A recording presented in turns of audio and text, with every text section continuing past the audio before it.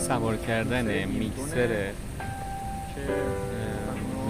روی دامپر آلمانی. انشالله که ببینید و لذت ببرید.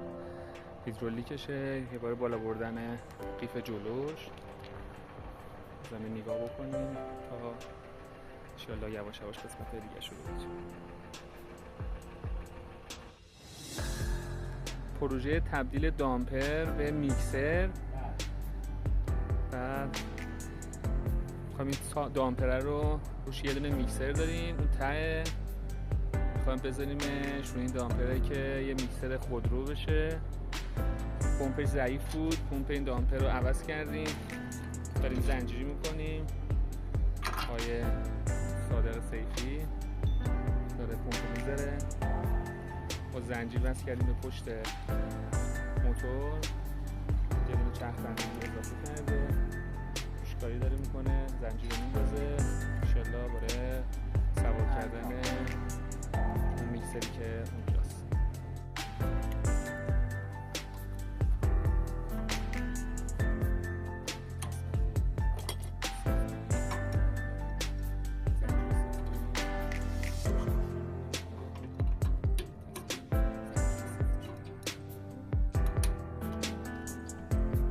میخوایم روشن کنیم که تستش کنیم.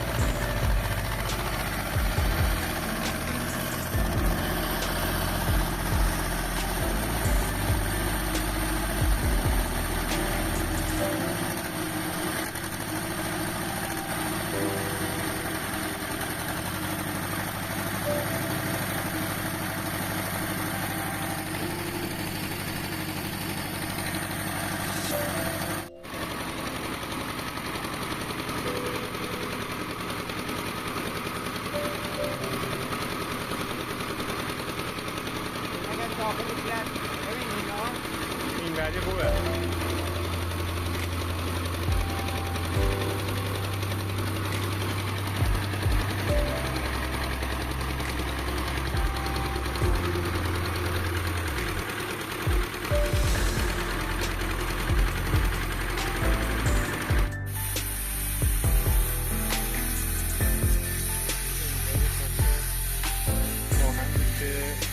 داره میبوده که به گاز گیر میکرد، گاز برد نمیشه. مشکل رو حل کردیم، بهتره نمیشه گاز برد.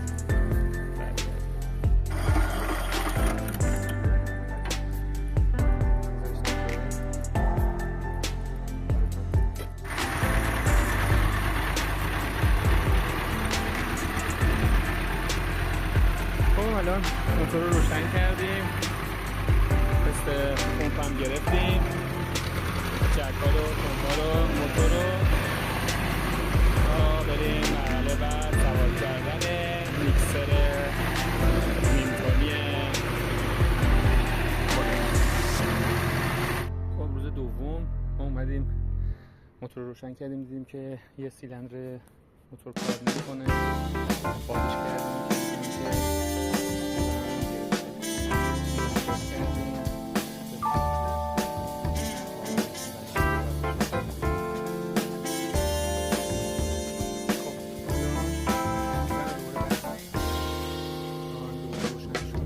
난 구름 위를 날고 있어.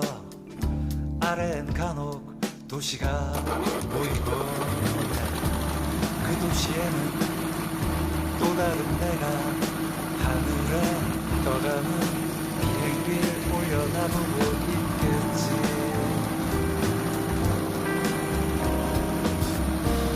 난 하늘을 보고 또 다른 나는 아래를 쳐다보고 있겠지.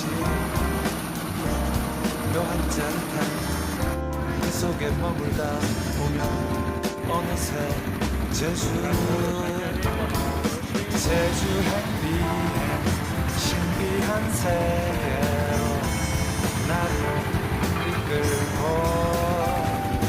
거짓말처럼 하늘을 날면 어느새 제주 바다가